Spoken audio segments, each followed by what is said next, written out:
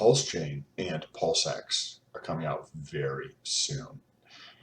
Wouldn't it be nice if you could understand if there was going to be buying pressure or selling pressure for each of these? Well, I'm going to show you how you can actually guarantee there will be selling pressure on Pulse and there will be buying pressure of Pulse X. First, we're going to touch on this, then we're going to get into some Google Trends, and then we're going to get into how an AMM bot or an AMM automated market maker works briefly, and then we're going to get into this example. So, with that being said, if this is your first time here, what's good? My name is Sam, and for those of you who are returning, it is good to freaking see you. If you're returning, I don't know why you haven't subscribed or press that like button already. It helps out with the YouTube algorithm, especially if you're second time here or third time here. Come on, gotta put them out. So let's get into this video. By the way, if you want to support the channel, there's some links down below. So let's talk about this tweet really quickly. So this I found interesting. Hey everyone, this is from Richard Hart last night. Hey everyone, for real, do not sacrifice any more after 0-100 UTC. Wait, what? I thought the sacrifice was over. Well, apparently it was not. That moment is the end of the Easter egg phase. Wouldn't that have been nice to know, right? You could technically still have sacrificed for Pulsechain. I don't know what rate you would have gotten. You could have technically still sacrificed for Pulsex. I don't know what rate you would have gotten. But you could have gotten into Pulse and Pulsex. So that was interesting. But this is also another clue that things are getting very close to release, right? Because you're not going to do this until you're getting to that last minute of when things are about to go down. So I wanted to share that quickly before we actually got into this example. So I missed out on Pulsechain, right? And one of the ways that I like to look at information is to try to understand from a macro point of view. So I will look at things like Google Trends, right? This is the YouTube search volume. This is a good indicator of interest because then you get to see what is something relative to something else. So in this example, and there's another, I did a whole entire video where we deep dive every week on like hashtag usage, the website traffic, growth rates on Twitter, hashtag traffic on Instagram and TikTok and Telegram growth and 2 or 3 other views on YouTube and the number of creators for Pulsechain versus Pulsex to just get a better idea of like what is actually taking place in the ecosystem if you want to check that video out. But it gives you a better understanding of like how I think about things, which is from my understanding completely different than like 97 and 99.9% of the people who are, you know, in this ecosystem. So if we look at worldwide over the last 12 months on YouTube search for Pulsex and Pulsechain, and why are we doing this? Well, because YouTube is the second largest search engine in the world. Google is the largest search engine in the world. So we're going to look at both of these. Google here, we get to see that Pulsex is more popular on average, right? Once it came out, it's more popular on average in terms of search interest. Just in this last little bit, it has changed. We also see, it looks like a pretty clear trend over this last couple of weeks of Pulsechain gaining in popularity. And if we look at YouTube, we get to see, again, it looks like a pretty good trend from like back in mid-February for Pulsechain. Very slow incremental increase in the popularity, right? So I looked at this and I see this. I also look at the website traffic.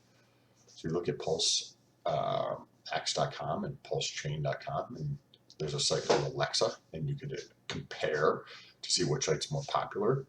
And Pulsex is more popular, meaning more people are going to the Pulsex website than there are to the Pulsechain website, right? So I'm like, okay, I see this very macro level data, right? And I wanted to understand because my was like, okay, people are, the macro level seems to be pointing that Pulsex is more popular. So this is kind of like you take that 30,000 square foot or 30,000 like view of the world to understand what is going on. And then you dive in to try to understand why.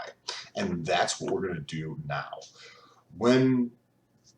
Before we get into this example here, we need to understand, we need lay a little bit of groundwork to give you what you need to know in order to show you exactly there will guaranteed be selling pressure on Pulse and there will guaranteed be buying pressure on Pulsex, right? Because this is going to give us an indicator, right? We already see this in the macro data here. We see it in the macro data with their website and a couple other factors. You can check out that YouTube channel. And I want to understand why. So if we look at an AMM, so an automated market maker, you can think of like an automated market maker as like, instead of Coinbase making all the money from being a market maker, it's just a decentralized way of people making all the money instead of Coinbase making all the money, right? Coinbase is providing liquidity by bringing together market orders, or if there's no market order there, they're going to step in, right? Well, in a decentralized exchange like Pulsex, they used market maker, and that formula is this. And when you provide liquidity, or you're putting up Pulse and Pulsex, right? Maybe that's the pair you put up. You put up, $1,000 of this and $1,000 of this, or whatever your numbers are, but they are equal, right? In the dollar amount you put up of each. Now, when you do this, you earn the fees. So the fees is what's gonna show us exactly why there's gonna be the selling pressure on Pulse and why there's gonna be buying pressure on Pulsex. I put together this example, right? So we have Pulsex is effectively X in this equation here, and I'm sorry, Pulse is that. Pulsex is Y. So if you just do this equation, right, it comes out to be $100 million worth of liquidity in Pulse and Pulsex. That's how you understand that. Where K is the constant. So this number here would be the constant, right? So you're taking 10,000 times 10,000 equals K, which is the constant. Now, say somebody wants to take Pulsex for Pulse. Well, what happens in that circumstance? So if you solve for X, right? Remember X is Pulse here. So if you solve for that, then this is what comes out, right? They're going to have less Pulse now in terms of the dollar amount of Pulse because they're switching Pulsex for Pulse. So the Pulse goes down and the Pulsex goes up, right? Well, what does this have to do with the buying pressure and the selling pressure? Is that when you do this, you earn fees in the tokens that you're supplying liquidity in. So what does that mean? If you're supplying liquidity between HEX and USDC, you put up, say, $5,000 of one coin, $5,000 of the other coin, then there's trading in that, right? And on Pulsex, there's a trading fee of 0.29%, right? So you have that fee, and then you also have the mainnet fee for Pulse, right? So you have basically two fees. They're all like this, from my understanding, right? You have an Ethereum fee, but then you also have a Uniswap fee, and that difference in how the fee works is what causes the buying pressure for Pulsex and the selling pressure for Pulse. So let's dive into that, because if you're doing that example right here, if somebody's providing liquidity, there's going to be people who provide liquidity for Pulsex. There's going to be people who provide it between Pulsex and HEX and Pulse and HEX and many other things, right? Well, because you earn fees in the liquidity tokens that are provided, let's go over to this example here. Let's say that there's a $10,000 transaction, right? $10,000 transaction for Pulse. We're going to look at, this is an example for the fees.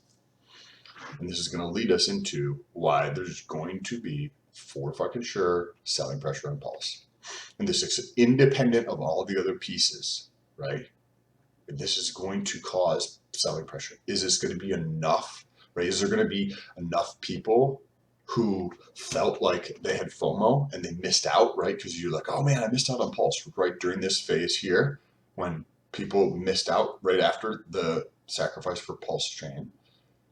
More people kept learning about it throughout this period. More people kept learning about it. More people kept learning about it, and they realized they missed out. They're like, oh man, this thing's supposedly going to be really cool. And I missed out on it. So they go balls deep into Pulsex, right? So there's probably going to be some people that want to exchange their Pulsex for Pulse. Right? Will this be enough to offset that? Right? The buying, because there's probably going to be some buying pressure from there. But then you also have to consider free tokens. What do we know about shit that people get for free? They don't value. So the free tokens, there's probably going to be selling pressure on those. Are they going to buy a Pulse? Are they going to buy Pulsex? They're just going to go back to Ethereum land? I don't know. What are your thoughts? I'm curious. Let's jump into this example. Okay. So the fee in Pulse is, I just put down 1/10 of a penny, right? Maybe it's a penny. We can adjust these numbers. Maybe it's less than a penny, right? I'm sorry, less than 1/10 of a penny, right? Because we've seen some transaction values in that range. The fee for Pulsex is 0.29%. Now this portion here is where we get into the buying pressure. So there's a buy and burn for Pulse, and there's a buy and burn for Pulsex. For Pulse, it's 25%. For Pulsex, it's 21%. I've heard Richard say it's 22%. But the papers, the screenshots that he's released, it says 21% there. So that's why we use 21%. But the numbers will create more selling pressure for Pulse and more buying pressure for Pulsex if this is higher. So like the argument, like it's going to be even stronger if this is 22%. And you see the difference. This is a straight fee of 0.001 cent, and this is a transaction fee based upon the volume. Right? So if we have this $10,000 transaction, and we want to understand the buy and burn, to understand how there's going to be buying pressure and selling pressure, we have, I don't know why I put Pulse here, but this is basically the fee here, right? So we have 0.001 for this transaction of $10,000. That's the fee in Pulse, right? That's the main net fee. Then there's the Pulsex fee, which is $29, right? And all this is $10,000 times 0.29%, right? 29 bucks. Now for this buy and burn, we take 25% of the fee generated and we burn Pulse. Here we take 21% of the fee to buy and burn here. So you're like $6 versus 0.003, right? You're like, okay, how does this lead us into knowing that there's going to be buying pressure or selling pressure for Pulsex versus Pulse? Well, let's think about this for a second. Let's start with Pulsex. The fee is going to be paid in Pulse, right? So you have this fee that's going to be paid in Pulse, or it's going to be paid in other tokens. Remember here, right? So if somebody's providing liquidity, they're going to get paid, and this could be any, right? This could be like Hex USDC. This could be DAI in like ETH or something like that, right? This could be any fucking tokens. They're going to be paid in those tokens. 21% of those tokens fees are burned. So those tokens are sold, creating selling pressure for that pair, whatever that pair is, and then they are used to purchase Pulse X. So you have fees generated in some tokens. Those tokens are sold, and that proceeds they're basically swapped into Pulse X to use to burn. So there's going to be buying pressure on Pulsex, period. That's just how it's structured to create buying pressure. The more transactions, the greater the buying pressure. Automatic buying pressure. That's awesome. There's also automatic selling pressure for Pulse. The same thing works over here. So when you have this transaction, right, would you assume that somebody is going to provide liquidity between Pulse and Hex? Would you assume that somebody's going to provide liquidity between Ethereum and Pulse? Do you think that Pulse is going to be provided as a liquidity half for many different pairs? Yes, of course. Look at Ethereum and Uniswap. Ethereum is paired with a lot of other tokens. Of course, Pulse is going to be provided, right? Well, what do you think happens in the example where you earn fees in Pulse and then you need to convert 21% of those fees to Pulsex? Yeah, the Pulse is sold. That creates selling pressure, automatic selling pressure. The more popular Pulsex is, the more selling pressure there is. I'm sorry, the more popular Pulsex is, the more selling pressure there is on Pulse. Yeah, right? Nobody else is talking about this. I don't know why. Right? So this is going to create automatic selling pressure. Right? Independent of those things that we just mentioned, right? Do we think that there could be some FOMO and people trying to get in? Yeah, potentially, right? Yeah, there definitely could be.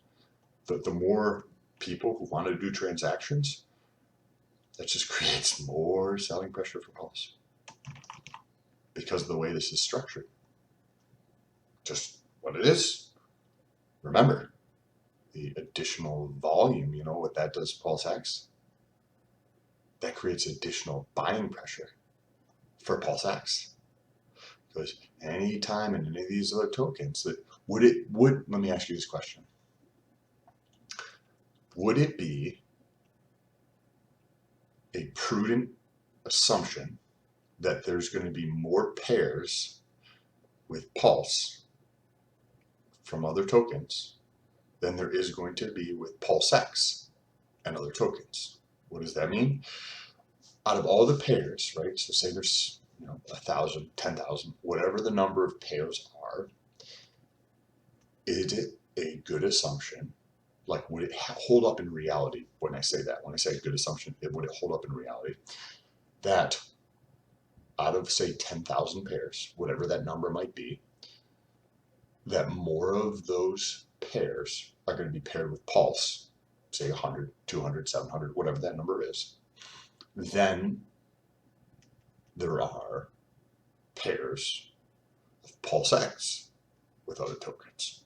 To me, that would just seem like duh, right? And excuse me, maybe I'm wrong. That's why I'm asking that question. To me, it's like, yeah, no fucking shit. Of course, that's going to be the case, right? Is there going to be more pairs between ERC20 and Ethereum? Like, come on, that's common fucking sense. So these things are going to go through and create selling pressure for Pulse. Automatically, the more popular Pulsex is, the more selling pressure there is on Pulse. And the same thing holds in reverse. The more popular Pulsex is, the more buying pressure there is for Pulsex. Automatically, just from people doing transactions. I am very bullish on Pulsex. I think this is going to be awesome, and I'd love to hear what your thoughts are in the comment section. If you found this video interesting, like nobody else is talking about this, take a second, share this video with somebody else. Trying to grow the channel, appreciate any help, especially if you found value in it. Take a second, share with somebody else who can get value from it. Then it's a win-win-win, right? You got value from it, your friend is going to get value from it, hopefully, and I get value in terms of growing this awareness around things that nobody else is talking about. We get to change this POV and bring new perspectives to the marketplace. If you found that video helpful too, you can check out other things down below, like a Twitter or Instagram related to fitness stuff.